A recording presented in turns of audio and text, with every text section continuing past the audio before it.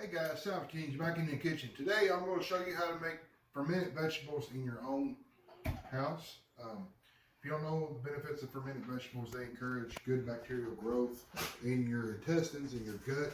Good health starts in your gut. So a lot of the other cultures in the world have fermented foods as a staple of their diet. Here in America, it's something that we're sorely lacking. So if you're interested in good gut health, pop down to the store. I bought this just the other day. It's the first time they've been out in a long time. They've been sold out all year. Anything with a canning jar has been. But this is a fermentation kit. Comes with show you what it looks like. But it's a ball jar. The lid has a vent in it. So as food ferments, it lets off a little gas. And this little thing off vents the gas. This right here holds your food underneath the water level.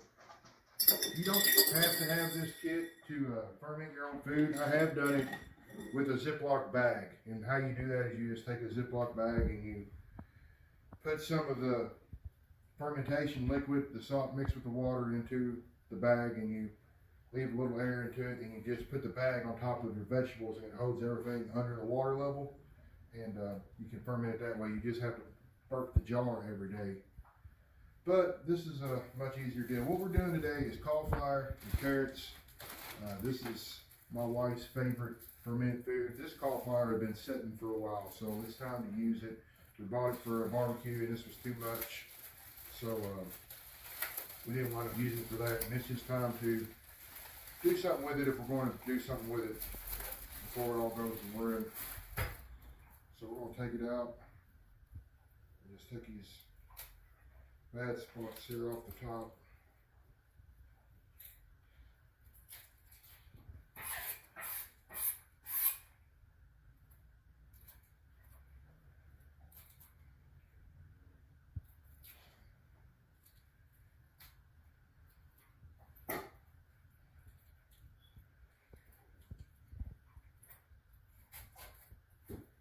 Let's cut this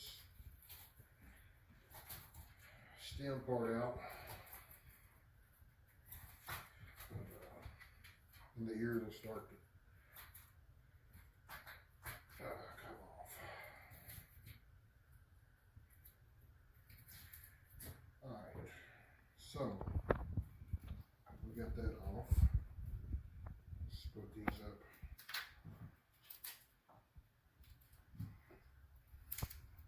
Little florets, little spears. I don't know what the proper term is for cauliflower pieces, I guess works in this instance.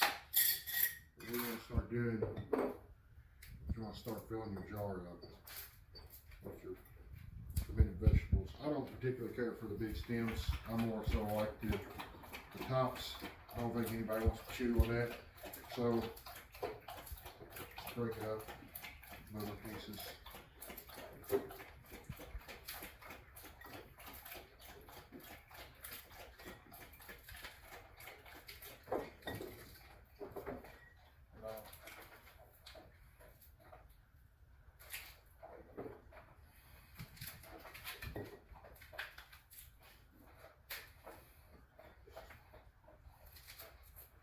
Alright, you can get it filled up most of the way. I'm going to throw some carrots in there.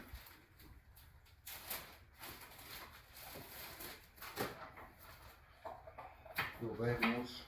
Let's chop them sideways pieces. It'll be visually appealing as it'll add some color to the jar.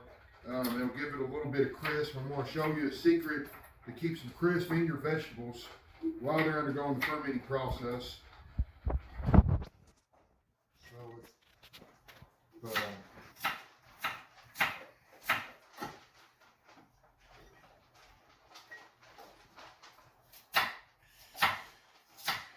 And you could spice this up. You can add a little bit of jalapeno or cayenne, habanero, however spicy you want to get it. You can add dry spices.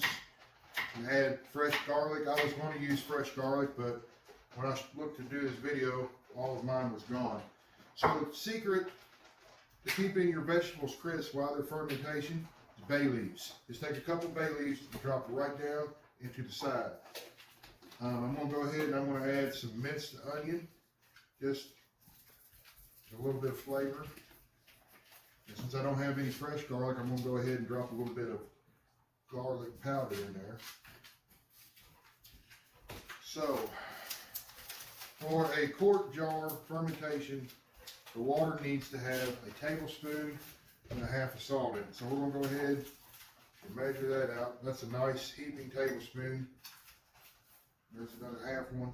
One thing that's important to remember while you're fermenting the vegetables is do not skimp on the salt. The salt is what causes them to ferment. So, what salt was that you was using right then, sweetheart? So this came with the kit. This is Ball's pickling salt, and it came with the kit. But any salt without iodine will work. You can't use iodine salt, so no table salt. So now that we got everything mixed together, we're just going to add our water. Setting to the top here. You got it there. We're going to put a little more cauliflower right up here at the top.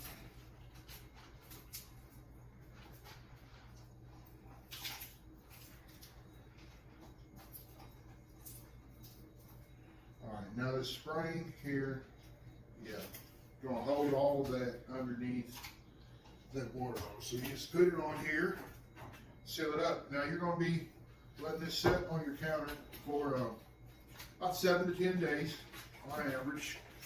So go ahead and give it a little shake, kind of mix it up there a little bit, give it a little shake. But yeah, so I'll do this little thing about 7 or 10 days later.